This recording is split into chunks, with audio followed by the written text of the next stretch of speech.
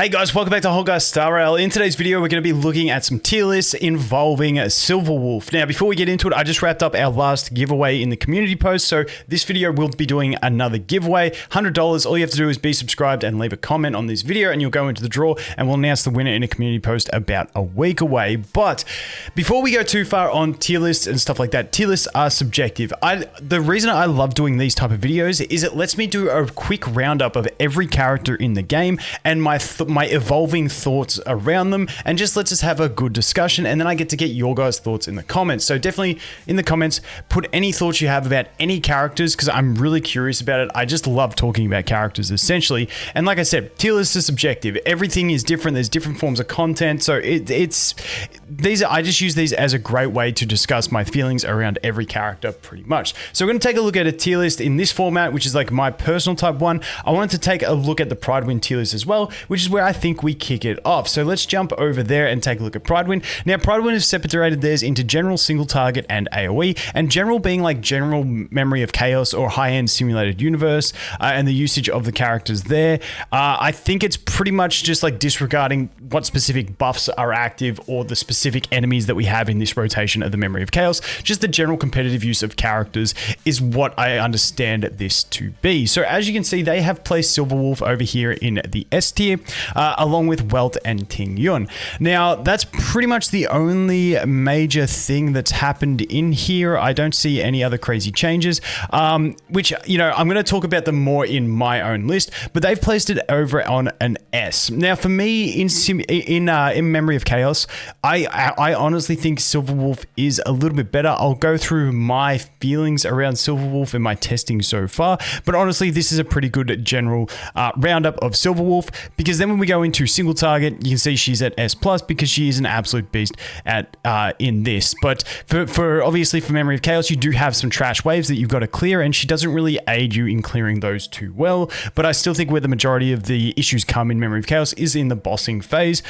Even though sometimes you do have two bosses, you can always just change the weakness on both of them and keep clapping. So that's where they're at. Once again, these are pretty good general tier lists. I like the way they're formatted. Obviously, I'm a big fan of QQ, so we'll jump over to my tier list and have a little look and see where we're at. So jumping over into mine, as you can see, I've put QQ up. That's pretty much the only change I have. Now, I want to talk about all the characters. For me personally, I think in a general tier list, I would put Silverwolf up the top. I just see that single target is the sort of hardest thing in the game, in my opinion. Yes, you do need to AoE clear some stuff, but it's always bosses where I have the most trouble. And the way she synergizes for bosses, both with the damage resistance down, the defense down, and the changing the weakness, she gives you more lenience in your team and also gives you really good damage amplification whilst providing some decent damage for herself. So I personally rated there, like I said, she could be somewhere between S and S+, but I think she's like the best debuffer in the game currently. I rate her higher than Welt. Now, Welt, I definitely see as a debuffer, you could rate higher than Silverwolf, purely on the fact of defensive play, trying to survive stages because of the way Imaginary works with the slowing and the delaying and the break effect that Imaginary brings. He can offer you more survival. But in general, I think what we're going to end up looking towards is trying to get more stars. And I think Silverwolf's damage amplification is just huge, along with the damage that she can deal herself. So I would put her there personally. Once again, take it with a grain of salt. It is subjective. I'm a massive Silverwolf fan. But let's go through it. Zilla, obviously, still Zilla is crazy. Now, in some of those damage calculations that we looked at in my previous video on Pridewind, that done by Grim, Silverwolf can overtake. But keep in mind, that's not with Zilla on her light cone. That's not with Zilla proccing Resurgence. Zilla's just absolutely slap still. She's an absolute beast. Bronya to me is more splashable than Silverwolf. I just feel like her general kit is just like splashable across the board, and just she just slaps essentially. Then we look at Bailu, obviously still the best healer in the game. We'll have to see who Luocha falls in, but you know, Bailu is just amazing. The passive healing after you use the ultimate, the splash healing with her skill, that it does a lot. She's just good. She's just good. That's pretty much it. And Japard, obviously his shield's fantastic, high taunt value. He gets hit, he shields, he gets hit, he shields. He doesn't really have to use skills. And then if you want to use this skill, you can freeze an enemy, and it's super handy. So that is the S+ tier, and that's how I like looking at it. Now, As we jump down into the S tier, and there's a lot of caveats depending on enemy weakness. I just feel like Zilla can slap absolutely anything, and now that she pairs so well with Silverwolf, even if the enemy's not weak to Quantum, you make them weak to Quantum, and then she slaps even harder, and because she has the Quantum gear set, it scales even better with the defense breaks that we're bringing with Silverwolf, and I just think Silverwolf is just like a further buff to Zilla, and like, I mean, you could always run those two with Bronya, with something else, depending on the enemies and stuff like that, and get some really good effectiveness out of it. Some hyper carry type stuff you can get going. So I just think, you know, Zilla's 100% up there. But as we look at Jing, honestly, Jing has a really good team with Silverwolf, with himself, with Bailu, and with Ting. And I think it's a really solid team that if the enemy's weak to Quantum, you just bring Silverwolf with those three. You change the weakness to Lightning, and you can just clap everything with Jing. I still think Jing's an absolute monster. Like I've said many times before, I feel like he's an endgame specialist, and we're not at the stage of the game where he has his chance to shine, and I think he's just one of those units that will continue to get better with time. Yang Qing, I'm playing with him on my free-to-play account. I honestly think Yang Qing is like one of the best DPS characters for newer accounts. There is a caveat to that in that, yes, March 7th works with him, but she's a bit tricky because you run out of skill points. But if you have either Japard or if you have Clara, those two are great because they're more reliable to taunt away, and Japard provides that big chunky shield without consuming skill points. But even if you have like a Landau's Choice, which is the 4-star taunting light cone, and you just run like a March or a Trailblazer Fire with that, it's reliable enough that Yang Qing's fairly easy. The thing I love about Yang Qing is just the way you don't need crit. So early game, especially on my free-to-play account, I'm using him. I have no crit, and I can just reliably like, okay, I run no crit rate on him. So when he doesn't have the buff from his ultimate, he's not critting. But like when I need burst damage, you go ult into skill and you just absolutely slap shit. And it feels so good when the rest of my account, it feels like everyone hits like a wet noodle because I just don't have the gearing yet. But at early gearing phases, Yang Qing just slaps so hard because you can guarantee those crits. And I really like him as like an easy geared unit. But once again, there is that caveat that you have to not let him get hit. So having a Japard, a Clara, or one of the taunting light cones, whether it's Japard's light cone or the Landau's Choice, is going to be really important. Obviously, you can run without it because he has got low taunt value, so you can just run like a Trailblazer and hope they hit him. But obviously, you can taunt or shield with March 7th, taunt with Trailblazer, shield with March 7th, but it is a bit clunky on skill point consumption. That's the only issue. Welt we spoke about. Welt's still an absolute beast. You know, he just essentially, he does provide damage amplification. He provides great stalling as well. Multi-hits, just an all-round great supportive unit, in my opinion. Ting Yun, still fantastic support. The one thing, and this is why I think that Silverwolf is actually better than Ting Yun, in my opinion, and that's why I go a tier above in a supportive sense, is that like, from my experience using Ting Yun, her buffing is great. She's great for getting things to deal more damage, but the one thing she lacks is break potential. And, you know, as we get into the further end game geared through the teeth and we're looking more at hyper carries, yes, she becomes much better. But at the moment, the break potential, not just of herself, but also the rest of the team, because if they're not weak, you can bring a team, you can put a weakness on, you get more toughness shred on the enemies. I just feel like Silverwolf's utility in a team at this stage is greater than what Ting Yun's is, even though Ting Yun is still great. And also Silverwolf amplifies the damage of the entire team. Ting Yun does amplify the damage by more, but only of a single unit, not the entire team. Clara is in here as a tank. I am 100% all in on Clara as a tank, not a DPS, but she's a tank that can evolve into a DPS as you keep going, and that is the way I continue to look at Clara. She's so fantastic. I often use her with my Yang Qing. Sometimes I obviously use Yang Qing with Japard, but she can do that really well, and it doesn't matter what I bring her with. At the moment, my go-to team is her with Natasha, with Silverwolf, and with QQ. And so I got 2 physical, 2 quantum, and she's my tank. I got to heal. It works really well. She's a tank, but she also deals really nice damage, has good break potential. With her toughness shred on the Revenges, everything like that, great.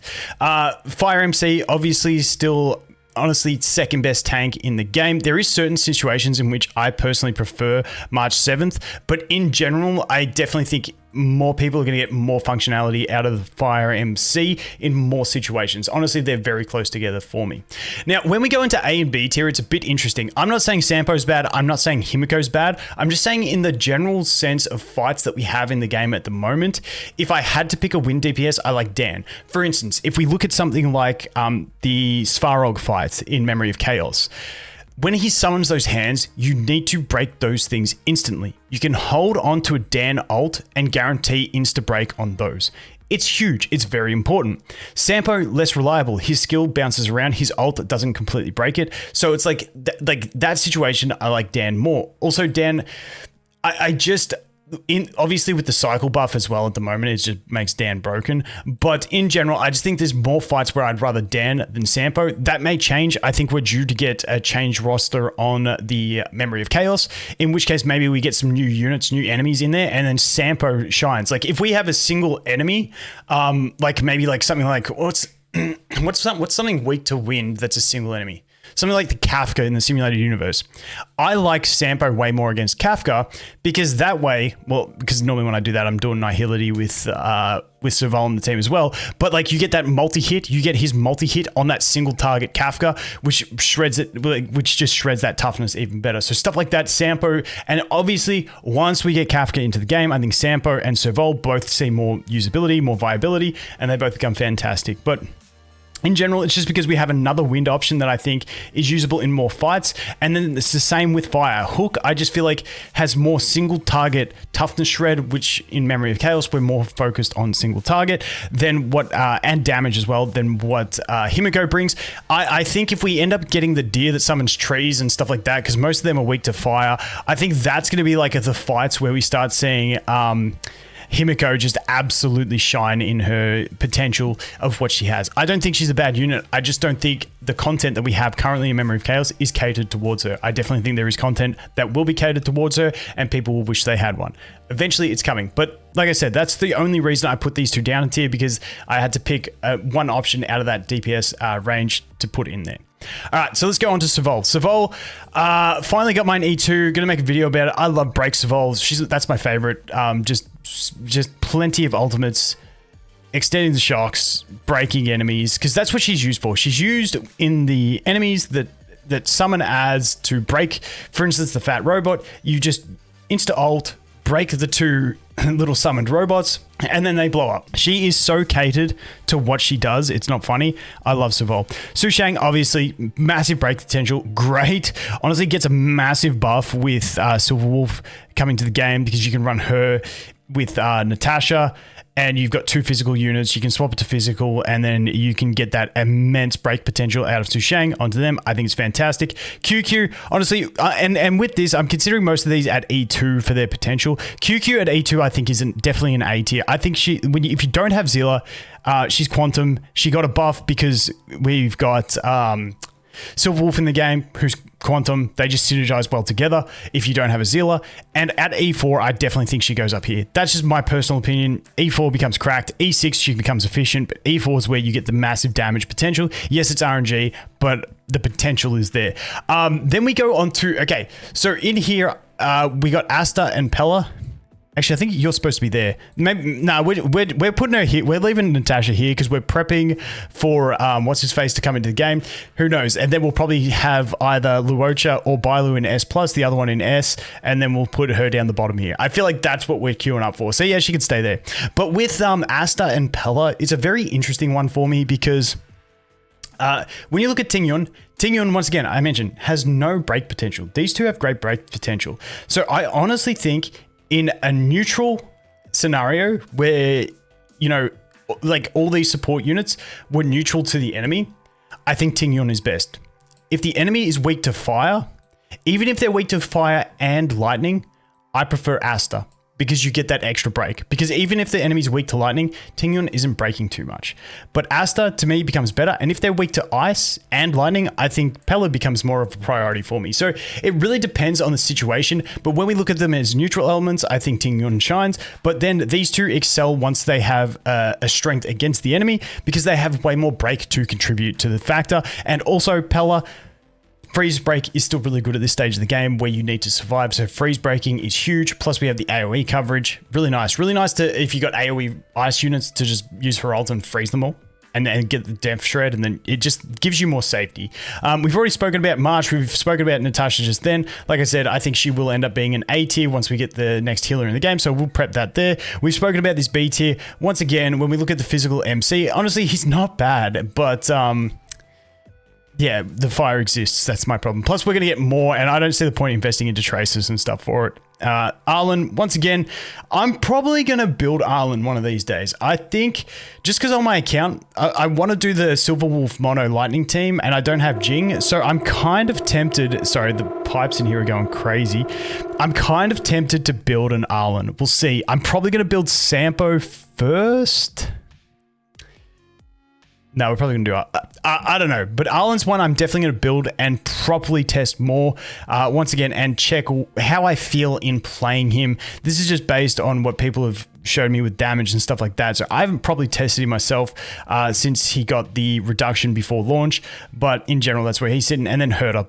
Just once again, she's going to have her place to shine eventually once AoE becomes more of a priority.